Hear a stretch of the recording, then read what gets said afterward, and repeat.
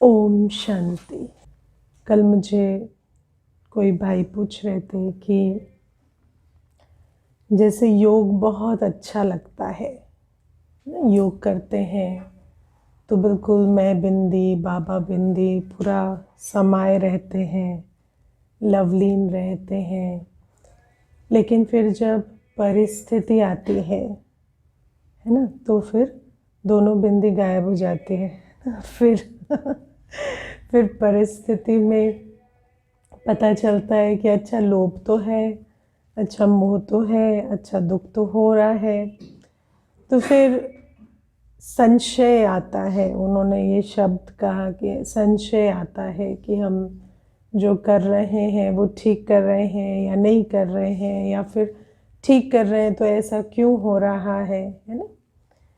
तो अब हमें बहुत अच्छे से इन बातों को समझना है। जैसे कोई प्लेयर होता है, स्पोर्ट्स खेलते हैं, तो वो प्रैक्टिस करते हैं फील्ड पे, लेकिन प्रैक्टिस अकेले कर रहे हैं।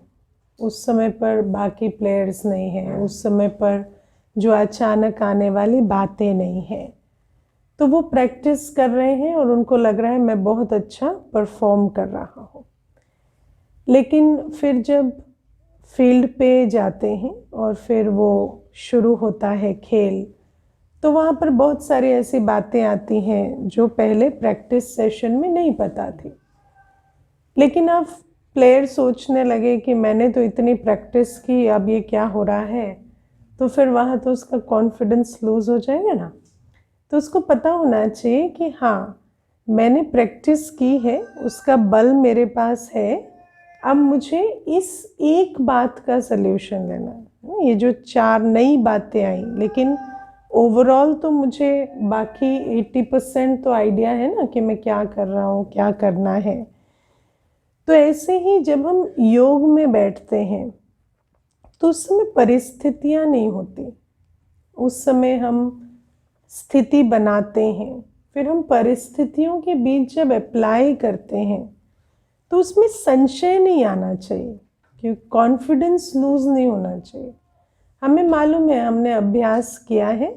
बाकी हाँ, कोई नई बात आई है तो फिर उसमें तो थोड़ा सा बाबा को याद कर युक्ति युक्त होके चलना होता है ना। बाकी ऐसा फिर सोचने लगे कि इतना प्रैक्टिस किया, इतना कुछ किया, फिर क्या है ना, या बाबा कहाँ है, तो ऐसे नहीं। क्योंकि जब हम प्रैक्टिकल आएंगे तो कुछ नई बातें ज़रूर आएंगी, और उन नई बातों में फिर युक्ति चाहिए, और युक्ति के लिए फिर वो जो योग की शक्ति है उसको प्रयोग करना है। लेकिन कॉन्फिडेंस जहाँ चला जाएगा कि मैं योगी हूँ, बाबा मेरे साथ है, तो फिर वहाँ पर आगे बढ़ना मुश्किल हो जाता है। तो मैं इस बात पर आज विचार कर रही थी, तो मुझे लगा थोड़ा सा इस पर भी सुनना चाहिए। अब आज बाबा तो वैसे तो बाबा लोकलाज और कलयुगी कुल की मर्यादाएं कहते हैं आज, लेकिन मुझे जो आज मुरली में बहुत जो शब्द बहुत बुद्धि को पकड़ा वो है कायदे, है ना। बाबा कहते हैं कायदे तो हैं, है ना। और बाबा हमें हमेशा कहते हैं कि मैं भी उन कायदों के विरुद्ध नहीं जा सकता। जो कायदा है वो है। अब बाबा को कोई बच्चा अच्छा लगता है तो वो पवित्र ना हो और पवित्र दुनिया में चला जाए, ऐसा नहीं हो सकता। पवित्रता का कायदा है, विकर्म विनाश करने पड़ेंगे, बिना विकर्म विनाश के नहीं जा सकते। याद का कायदा है ना। अगर हम सेवा नहीं करेंगे, सर्विसेबल नहीं होंगे, तो आशीर्वाद नहीं मिलेगी, ये भी कायदा है। तो कायदों पर तो चलना पड़ेगा। और बाबा कहते कायदों का तो उल्लंघन मैं भी नहीं कर सकता, और कायदे तो हैं। कई बार जैसे हम लोग यज्ञ में भी रहते हैं, तो जो कहीं ईश्वरीय कायदे का उल्लंघन हो गया, कहीं कोई बात हो गई, कोई आत्मा, कोई कन्या है, कोई भाई है, कोई माताएं हैं, भाई हैं, कोई भी है, तो वहाँ पर जो ईश्वरीय कायदे हैं उसके विरुद्ध काम हो गया। अब जहाँ ईश्वरीय कायदे के विरुद्ध काम होता है वहाँ पर ऐसा नहीं है कि हमें कोई नाराज़गी होती है। सचमुच पूछा जाए तो हम तो बाबा के बच्चे, रहमदिल बच्चे, कोई नाराज़गी नहीं होती। लेकिन हम भी वहाँ पर यही कहते हैं कि देखो भाई, आप सिस्टम में अब फिट नहीं होते है ना। भले ही आप पर्सनली हमें कहेंगे तो हम आपको शफा देंगे, है ना, लेकिन ऐसे अब जो कायदा है उसके विरुद्ध तो हम नहीं जा सकते, और यहाँ सिस्टम में आप फिट नहीं होते। बाकी हमारी शुभ भावना है आपके साथ, सब तरह का सहयोग है, सब कुछ है, लेकिन सहयोग भी हम कायदे प्रमाण ही दे सकते हैं, वो भी नहीं कि हम भी अपने कायदों के बाहर।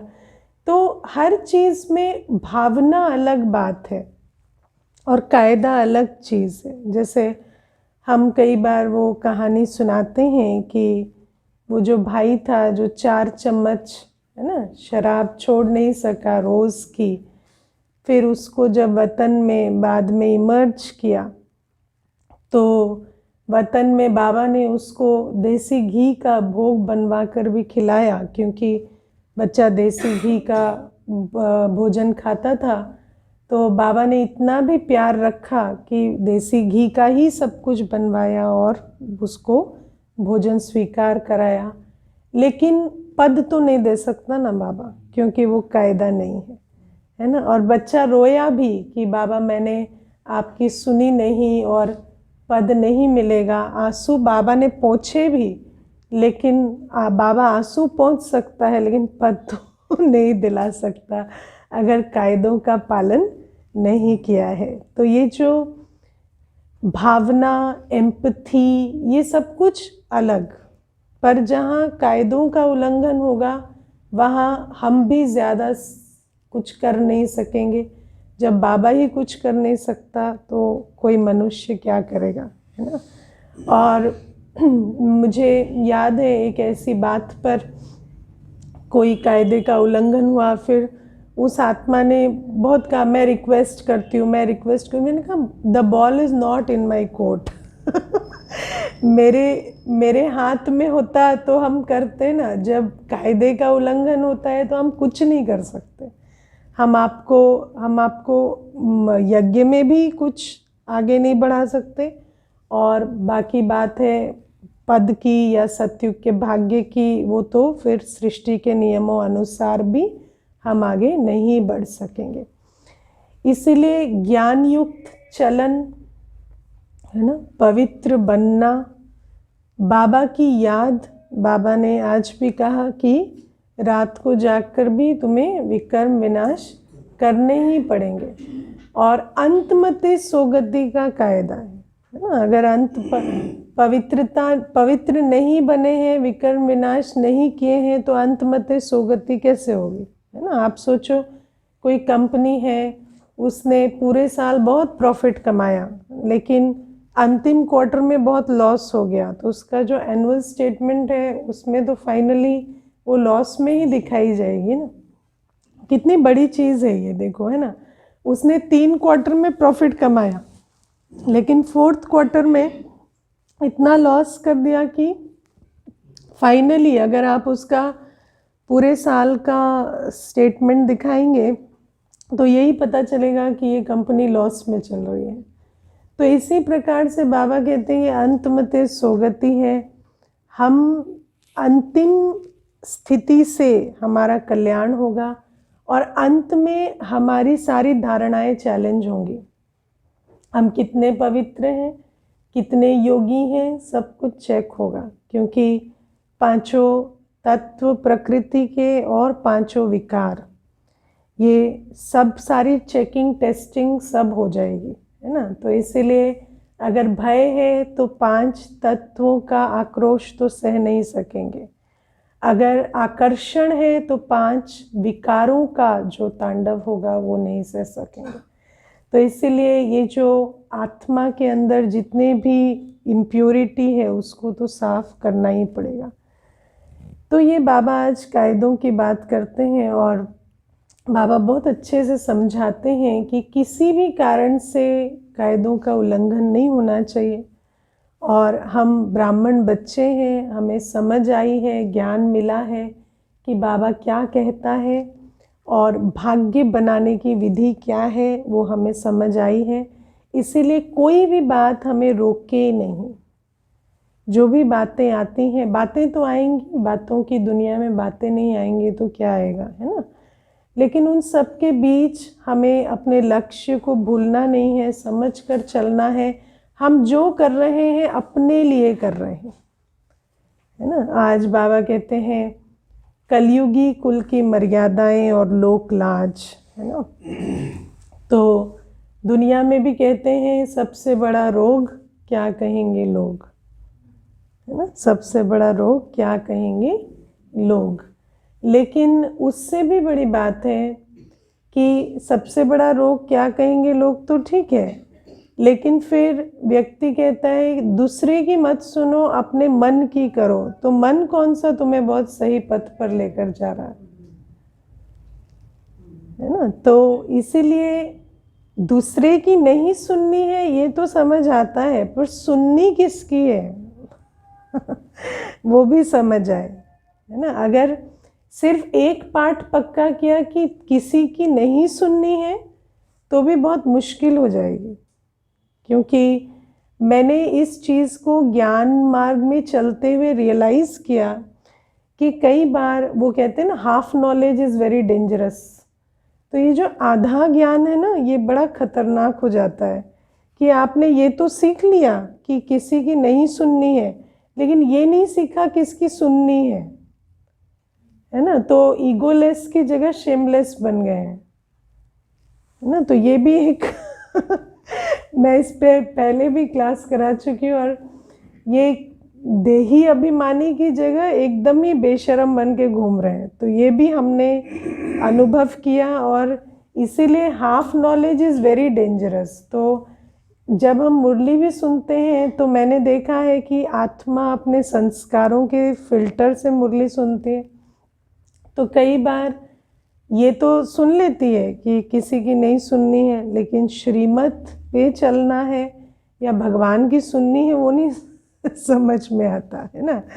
तो बाबा भी आज बहुत अच्छे से देखो, बाबा कभी आधा अधूरी बात नहीं करते ना। बाबा कहते हैं मीठे बच्चे तुम्हारे सुख के दिन अब आ रहे हैं, लोकलाज कलयुगी कुल की मर्यादाएं छोड़ अब तुम कमाई करो, बाप से पूरा वर्षा लो। तो बाबा ये भी कहते हैं कि करना क्या है, तो कर्मों की कमाई करनी है, बाप से पूरा वर्षा लेने के लायक बनना है। मैं कई बार वो बात बताती हूँ ना, एक बहन को कहा आप बस शांत रहना, है ना। तो क्या सोचना नहीं बताया उसको, है ना। कोई बात हो तो आप रिएक्ट नहीं करना बता दिया। तो वो 4 घंटे के बाद जो उसने रिएक्शन दिया शांति के बाद, वो बहुत विस्फोटक था। तो फिर मुझे समझ में आया कि नहीं ऐसे खाली चुप रहना नहीं, क्या अंदर क्या सोचना है, क्या चलाना है वो भी तो सिखाना पड़ेगा। क्योंकि पता चला चुप रहकर वो अंदर जो तूफान क्रिएट कर रहे हैं वो बड़ा मुश्किल हो जाता है फिर, है ना। तो बाबा हमें सब चीज़ें सिखाते। आज भी चुप रहने की बात आई है, लेकिन बाबा पूरी फुल सेंटेंस में कहते हैं कि एक तो तुम चुप रहो और दूसरा तुम अंदर अंदर आत्मा समझ बाप को याद करते रहो, है ना। क्योंकि ऐसा नहीं कि चुप है फिर उसी की बातों को याद कर रहे हैं और फिर इरिटेट हो रहे हैं, परेशान हो रहे हैं, क्रोध आ रहा है। तो बाबा ये भी अच्छी श्रीमत आज हमें देते हैं। आज मैं ये लोकलाज और कलयुगी कुल की मर्यादाओं के बारे में सोच रही थी कि देखो दुनिया में कई बार आत्मा को समझ भी आती है कि ये बात है या ये करना है, लेकिन फिर उसको डर, है ना, समाज का डर, इसका डर, उसका डर, लौकिक में लोग क्या कहेंगे, परिवार वाले क्या कहेंगे, पड़ोसी क्या कहेंगे, दुनिया वाले क्या कहेंगे, ये बातें रहती हैं। लेकिन सबसे बड़ी बात है कि बाबा हमें कहते हैं कि हिम्मत चाहिए, और हिम्मत इसी में चाहिए, और किसी चीज़ में हिम्मत नहीं चाहिए। हिम्मत चाहिए अपने संस्कार जो जिसमें लोकलाज भी है, भय है, इन बातों को पार करने में हिम्मत चाहिए। तो हिम्मत से काम लेना होता है। और कई बार मोस्टली तो पवित्रता की बात पर ही बहुत लोकलाज की बात आती है कि मुझे याद है एक बहन मतलब विवाह के बहुत समय नहीं हुआ, 10-12 साल ही हुए हैं, तो मुझे कहती है कि मेरे हस्बैंड कहते हैं मैं सबको बुलाऊंगा और बिठा के बोलूँगा कि ये पवित्र रहना चाहती है और तुम्हारी बहुत बदनामी होगी, है ना। तो मैंने कहा अच्छा। तो फिर वो कहती दीदी, तो मैंने कहा आप ये बताओ आपके मन में क्या चलता है। वो तो ऐसा कहते हैं, फिर आपके मन में क्या चलता है। तो कहती मतलब दीदी वो फिर सबको बुलाएं बिठाएं। तो मैंने बोला फिर क्या हो जाएगा। तो बोली नहीं दीदी फिर सबको। तो मैंने कहा फिर आपके अंदर डर है ना, आपके अंदर लोकलाज है ना। तो अगर लोकलाज है तो फिर वो तो उनको मालूम है ना, वो उसको एक्सप्लॉइट क्यों नहीं करेंगे। करेंगे ही करेंगे, इसीलिए तो वो आपको ये बात कह रहे हैं ना। तो सबसे बड़ी बात है कि कोई भी आत्मा है ना, हमें जब हम श्रीमत पर चलते हैं तो बहुत सारी बातें आएंगी, कमिटी भी बैठ सकती है, परिवार वाले भी इकट्ठे हो सकते हैं, कोई भी बात हो सकती है। लेकिन बाबा ने हमें श्रीमत दी है, तुम चुप रहो, तुम अपनी सत्यता को सभ्यता में स्थित होकर सिद्ध करो। कोई तुम्हें सभ्यता छोड़कर कोई बात नहीं करनी है। ऐसा नहीं हम सत्य हैं तो हम बहुत शोर मचाएं या बहुत कुछ करें। तो अपनी सभ्यता में स्थित होकर तुम्हें वो पेपर पार करना है ना। लेकिन लोकलाज जैसे हर भय होता है ना, हर भय साइकोलॉजिकल होता है और मान्यता पर आधारित होता है। ऐसे ही लोकलाज भी एक साइकोलॉजिकल फियर है ना। किसी ने हमें कुछ दिया नहीं है, कोई हमसे कुछ छीन नहीं सकता, लेकिन आत्मा के अंदर ये प्रोग्रामिंग होती है कि ये हो जाएगा, इज्जत चली जाएगी, कोई क्या सोचेगा, क्या कहेगा। तो उस बात को हमें पार करना होता है कि हम अकेले आए हैं, बाबा के साथ जाएंगे, है ना। और बाबा बैठा है हमें ले जाने के लिए भी, वर्षा देने के लिए भी। तो हमें डरना किस बात से है ना। तो लेकिन इसमें भी ये समझना है कि ये सिर्फ श्रीमत पर लागू होता है, जब श्रीमत पर चल रहे हैं। क्योंकि वैसे तो बाबा हमें कहते हैं कि हमें सर्विसेबल बनना है ना। तो हम ऐसी कोई हम उस तरह से क्यों चलें कि व्यक्ति समझे ये अजीब है या उखड़े हुए रहते हैं या ऐसे हैं। ये तो सिर्फ जब ईश्वरीय मर्यादाओं की बात आती है तब हमें, जैसे कहते हैं ना लोग कि कहाँ आपको एडजस्ट करना है और कहाँ where you have to put your foot down, कि नहीं ये नहीं चलेगा, है ना। तो कहाँ पर आपको बिल्कुल फर्म होना पड़ेगा कि नहीं ये नहीं चलेगा, और कहाँ तक आपको सहना है, वो भी अपने अंदर परख शक्ति होनी चाहिए। ऐसे नहीं कोई छोटी सी भी बात हुई तो हम वहाँ पर शोर मचाना शुरू कर दें। और फिर बड़ी बातों में सहना नहीं है। जहाँ पर पवित्रता की बात आती है, मर्यादाओं की बात आती है, वहाँ पर हमें शक्तिशाली होकर उस बात को पार करना होता है। तो ये सब डिसर्नमेंट भी हमारे अंदर होनी चाहिए। और फिर बाबा कहते हैं कि आज बाबा एक बहुत बढ़िया बात कहते हैं कि वैसे तो अपने पक्के नहीं होते या शक्ति नहीं भरते तो फिर विवाह कर लेते हैं, फिर बाद में पछताते हैं, है ना। तो इसमें मैं आपको लेकिन मैं आपको ये भी यहाँ पर क्लियर करूँगी कि ऐसा नहीं है कि विवाह करके पछताते हैं इसलिए विवाह नहीं करना है। ये भी एक बहुत क्लैरिटी रखनी है। हमें पवित्र बनना है, अभी पवित्र बनने का समय है, इसलिए पवित्रता का महत्व है। नेगेटिव रीज़न नहीं है इसका, there is no negative reason. ऐसा नहीं है कि विवाह में प्रॉब्लम्स आती हैं या इसीलिए हम पवित्र बनेंगे, नहीं। क्योंकि पवित्रता हमारा सिद्धांत है, पवित्रता हमारी चॉइस है जिसको हम समझ से चुनते हैं। ऐसा नहीं कि उसमें कोई प्रॉब्लम है इसीलिए हम विवाह नहीं करते। कई बार दुनिया में भक्ति में हमने क्या किया, हर चीज़ को डर से अप्रोच किया है ना। ऐसा करेंगे तो ऐसा हो जाएगा, है ना। ऐसा मैं कल एक बहुत अच्छा कार्टून देख रही थी, दो पिता हैं अपने बच्चे को समझा रहे हैं। तो एक गरीब व्यक्ति जो है वो झाड़ू लगा रहा है, तो एक कहता है नहीं पढ़ोगे ना तो इसके जैसे बन जाओगे, है ना। तो दूसरा कहता है नहीं पढ़ोगे ना तो इनके लिए अच्छी दुनिया बनाओगे। तो ये नेगेटिव प्रोग्रामिंग और पॉजिटिव प्रोग्रामिंग में अंतर होता है कि हम कोई भी काम करते हैं तो उसका कारण नेगेटिव नहीं है कि हम ये नहीं बनना चाहते, ऐसा नहीं करना चाहते, ऐसा नहीं, हम ये करना चाहते हैं, ये बनना चाहते हैं। तो बाबा हमें कहते हैं पवित्रता की राह इसलिए चुनते हैं क्योंकि पवित्र बनने से पवित्र दुनिया का मालिक बनेंगे। नाउ हैविंग सेड दैट, दूसरी बात ये भी सत्य है जो आज बाबा कहते हैं कि विवाह करने के बाद पछताते हैं। क्यों? क्योंकि देखो इसको, ये एक नियम है, ये एक लॉ है, स्पिरिचुअल लॉ, कि जो भी हमारे कार्मिक अकाउंट्स हमारे जीवन में मैनिफेस्ट होते हैं, जो पुराने कर्म के हिसाब किताब आते हैं, उनका द्वार है इमोशंस। इमोशंस के द्वार से वो अंदर आते हैं। तो ये जो आकर्षण होती है ना, आकर्षण और डर, जो डर गया सो मर गया, जो डरेगा नहीं उसको कोई माया तंग नहीं कर सकती।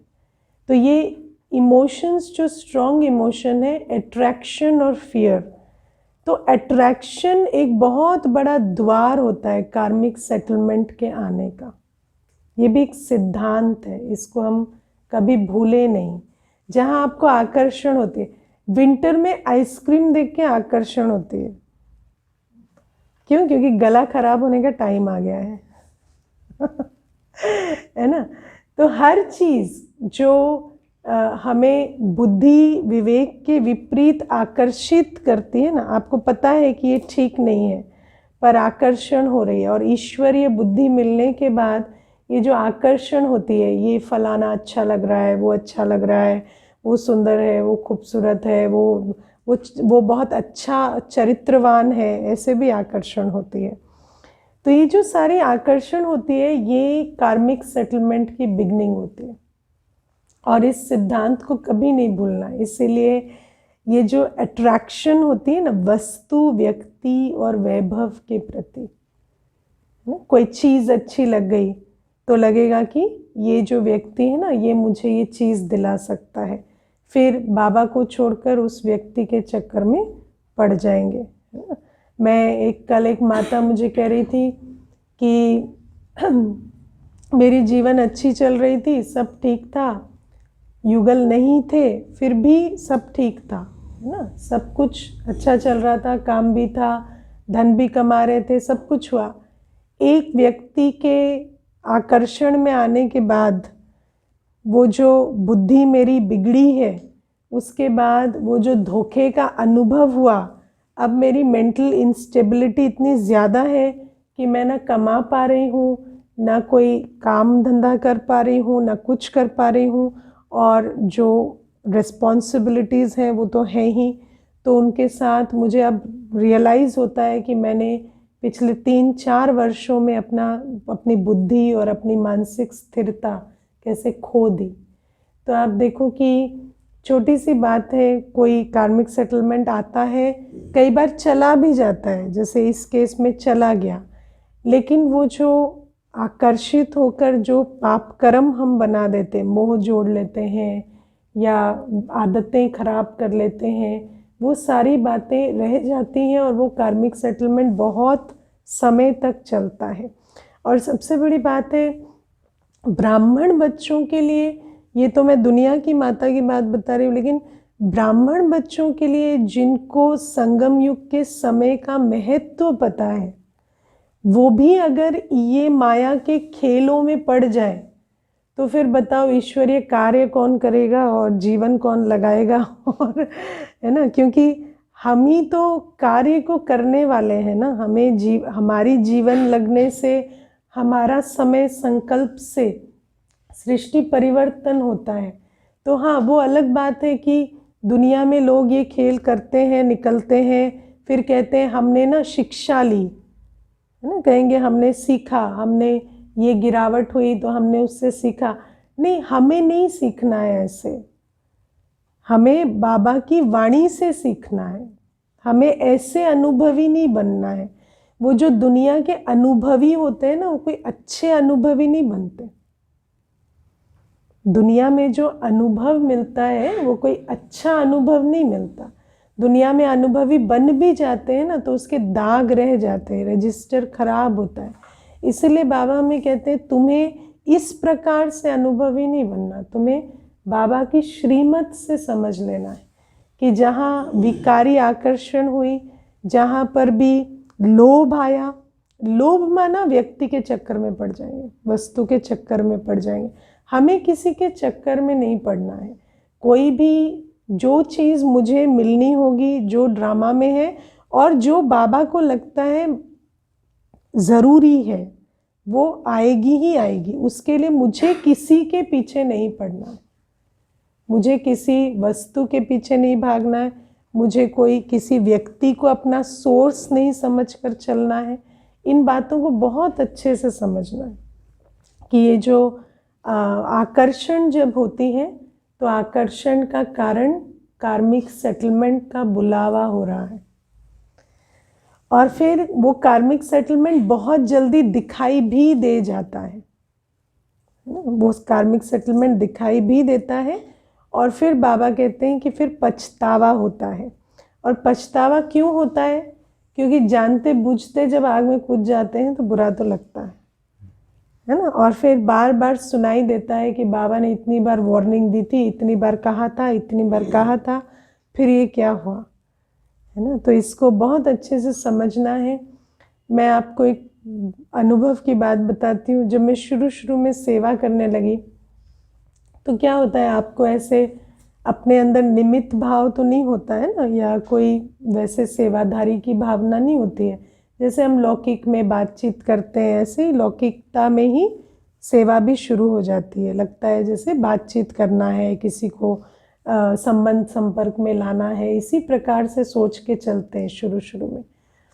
तो एक माता आती थी, उससे मुझे बहुत लगाव हो गया कि ठीक है, ये तो हमारा मतलब बाबा की है और हितैषी है, और इस प्रकार से।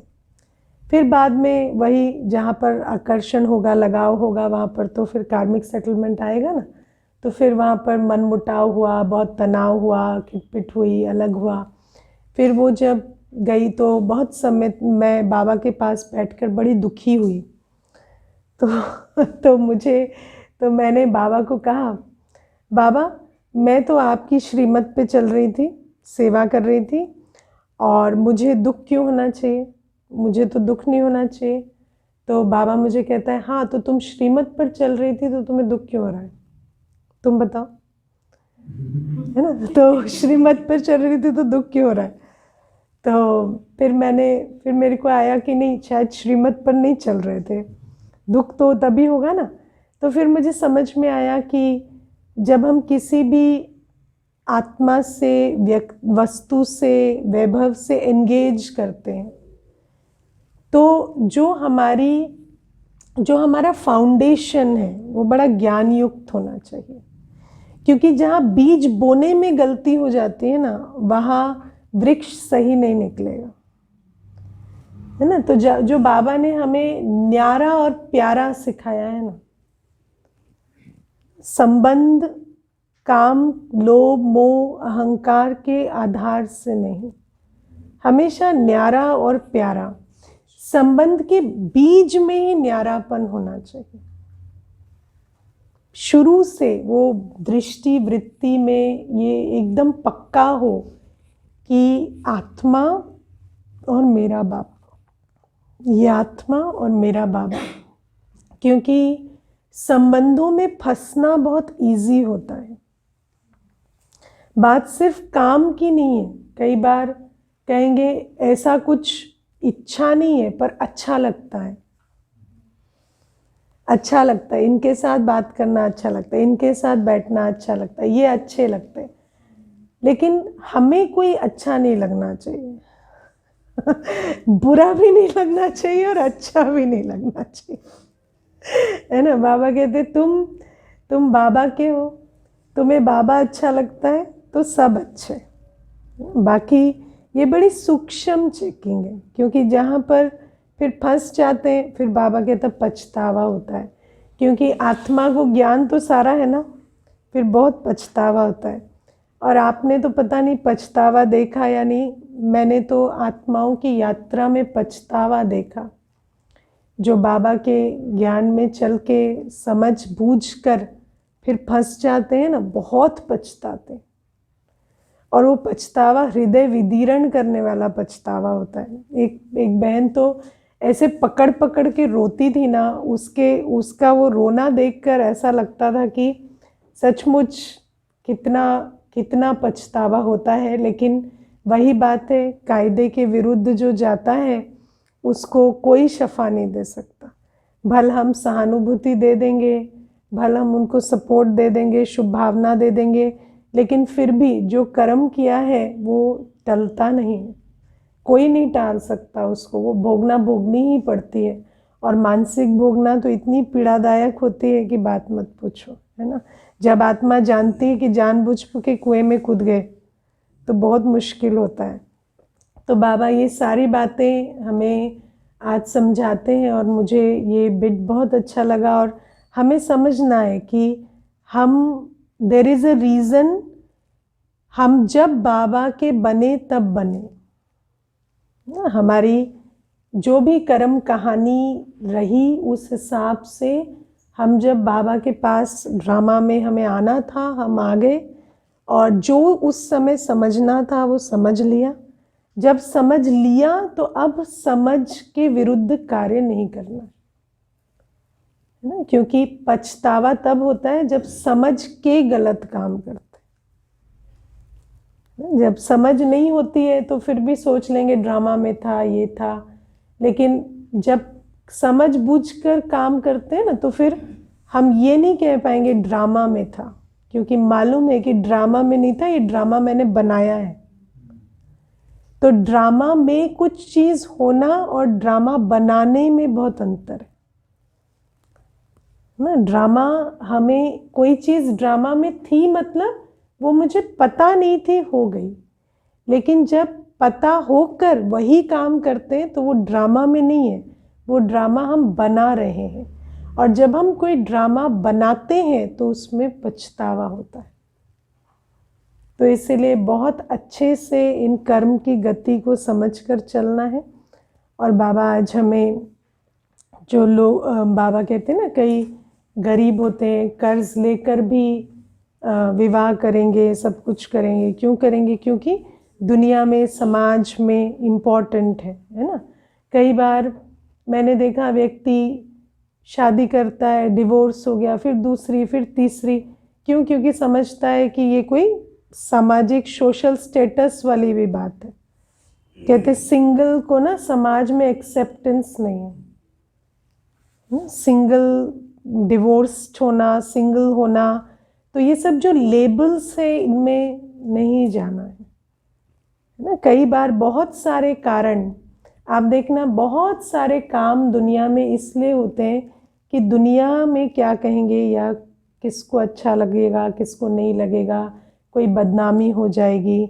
तो बाबा कहते वो कारणों में हम बच्चों को नहीं जाना है। और ये जो मुझे एक बार एक कुमार ने बहुत अच्छी बात कही, उसने कहा, कोई उनको बिठाकर समझा रहे थे कि आप है ना, अभी तो ब्रह्मा कुमारीज में जा रहे हो, आपको जोश है कि हम कुमार रहेंगे, लेकिन आप मेरे अनुभव से, है ना, समझो कि 30 साल के बाद आप पछताओगे, है ना, और फिर अकेले रह जाओगे, और अकेले होगे ना तो लगेगा कि मेरा भी कोई होना चाहिए, है ना। तो ये बातें दुनिया में इस तरह से होती हैं। लेकिन सबसे बड़ी बात है, उसी व्यक्ति को पूछो कि गारंटी है आपकी पत्नी कल रहेगी, है ना। तो वो गारंटी, या आप पत्नी के लिए रहेंगे, वो भी गारंटी है क्या? कोई लिख के दे सकता है क्या? लेकिन मनुष्य 30 साल के बाद की दुहाई देता है और अपने अनुभव की बात कहता है कि मैं बहुत अनुभवी हूँ, मैं बताता हूँ कि दुनिया में है ना आप अकेले रह जाओगे और आपको साथ की ज़रूरत पड़ेगी और तब आप पछताओगे। तो ये सारी बातें दुनिया में होती हैं। और फिर बाबा कहते हैं लेकिन ये सारी हिम्मत दिखानी है श्रीमत पर चलने के लिए।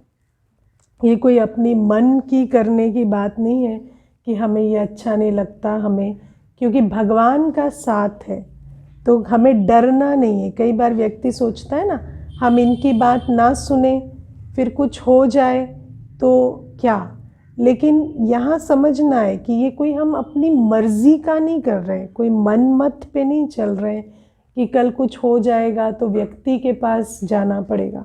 नहीं, बाबा की श्रीमत पर कर रहे हैं, बाबा देखेगा। और मैं आपको अपने निजी अनुभव से बताती हूँ, बाबा देखता है। अगर कोई ब्राह्मण आत्मा भी आपके निमित्त नहीं बनेगी, भगवान डायरेक्ट जिम्मेवारी लेगा। बाबा के साथ परिवार होता है हमेशा, बाबा और बाबा का परिवार दोनों हमारा ध्यान रखते हैं।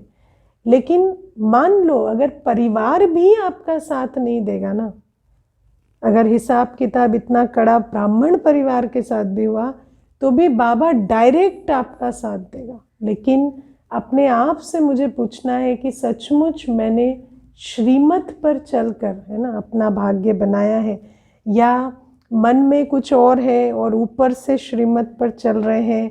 ये सारी बातें हैं ना, क्योंकि कई बार ऊपर में पवित्रता है, ऊपर में तो जीवन जो है वो दिखता है कि बाबा की जीवन है, लेकिन अंदर कुछ गुप्त पाप चल रहे हैं। तो ऐसी आत्मा को कॉन्फिडेंस नहीं आएगा कि मैंने भगवान को जीवन दिया है और वो मेरा मालिक है, वो संभालेगा। तो इसीलिए हर चीज़ में ऑनेस्टी बहुत इम्पोर्टेंट है। जहाँ ऑनेस्टी नहीं है वहाँ डर रहेगा। सच्चाई, निर्भयता तब आती है जब अंदर सच्चाई, सफाई होती है। तो इन बातों को समझना है। और लोकलाज में बहुत सारी बातें आती हैं। आजकल तो लोकलाज बहुत छोटी छोटी, मुझे एक कन्या आई थी स्कूल की, तो मुझे कहती है कि मुझे सब लोग नीची दृष्टि से देखते हैं क्लास में। तो मैंने कहा क्यों? तो मेरा बॉयफ्रेंड नहीं है ना, मेरे क्लास में सबके बॉयफ्रेंड है, मेरा बॉयफ्रेंड नहीं है, तो मेरी रेप्यूटेशन नहीं है क्लास में, है ना। तो फिर मैंने कहा कि फिर बॉयफ्रेंड कैसे बनाते हैं, फिर वो वो प्रक्रिया कैसी है? तो फिर कहती है नहीं, फिर बॉयफ्रेंड भी ना स्मार्ट हैंडसम होना चाहिए, मतलब क्लास का जो अच्छा गुड लुकिंग हो, वो तुम्हारा बॉयफ्रेंड हो तो तुम्हारी रेप्यूटेशन होती है ना।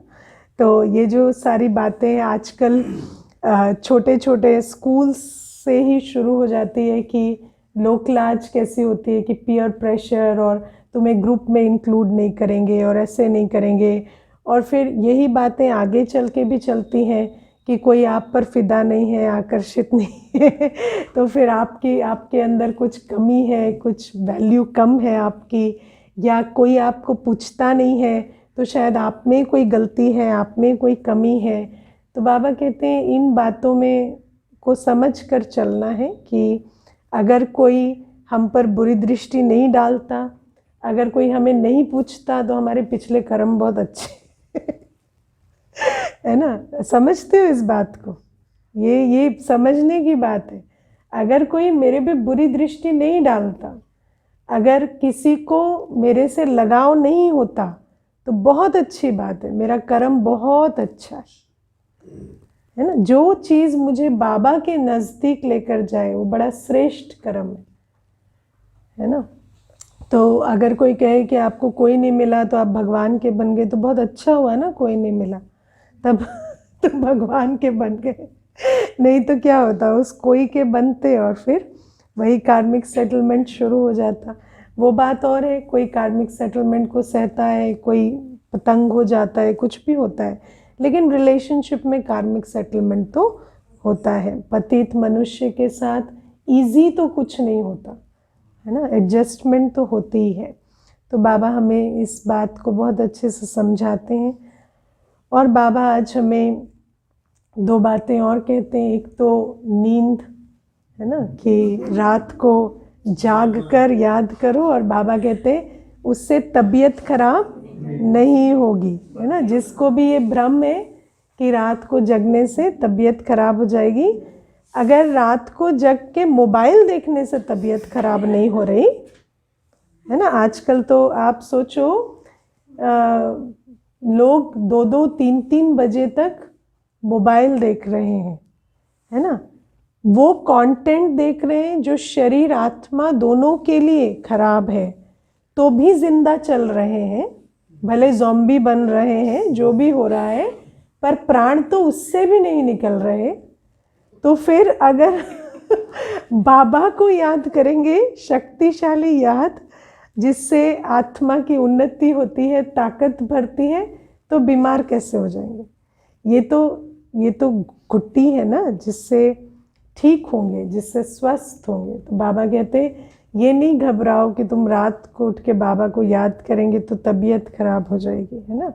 तो बाबा ध्यान रखते हैं, और मेरे हिसाब से थोड़ा सा अर्ली मॉर्निंग, जैसे 2:30, 3:30, जो भी रेगुलरली सस्टेनेबल है, उतना हमें अर्ली उठ के बाबा को याद करके और अपना चार्ट जमा करना चाहिए। और बाबा आज एक और बात जो कहते, देहधारी की याद नहीं आनी चाहिए। देहधारी की याद आएगी तो अंत मते सोगति, अंत काल जो स्त्री सिमरे। बाबा ने आज हमें बहुत अच्छे से याद दिलाया कि साइकोलॉजी में जो रिसर्च होती है वो कहती है कि जिन स्मृतियों में मनुष्य हमेशा रहता है आजीवन, वही स्मृतियाँ उसको अंतकाल में आती हैं। अंतकाल में वो मुख्य 4-5 दृश्य जो जीवन में बहुत अंदर गहराई तक गए होंगे वही आती हैं, और वही अंतमते सोगति करेंगी। तो इसीलिए जीवन में चलते हुए देहधारियों से दिल नहीं लगाकर चलना है। देहधारियों के बीच तो रहेंगे, लेकिन कमल फूल समान बाबा ने हमें सिखाया है, और देहधारियों से दिल नहीं लगानी। क्योंकि इसलिए नहीं कि देहधारी बुरे हैं या ऐसा है, अगेन, है ना, लेकिन बाबा को याद करके अंतमते सोगति हो। जिसको अंत में याद करना है उसी को याद करना है, इसको बहुत अच्छे से जानना है। क्योंकि अगर देहधारी अंत में याद आया तो उसके पास जाएंगे, जहाँ वो जाएगा वहाँ जाएंगे, है ना। जो उसके कर्म की कहानी होगी, उसके जैसे वैसे ही कर्मों के हिसाब किताब हमारे भी बन जाएंगे। और आप विचार करो, इतना पुरुषार्थ करके तपस्या करके एक पतित के साथ इक्वल हो जाएंगे, क्या फ़ायदा होगा।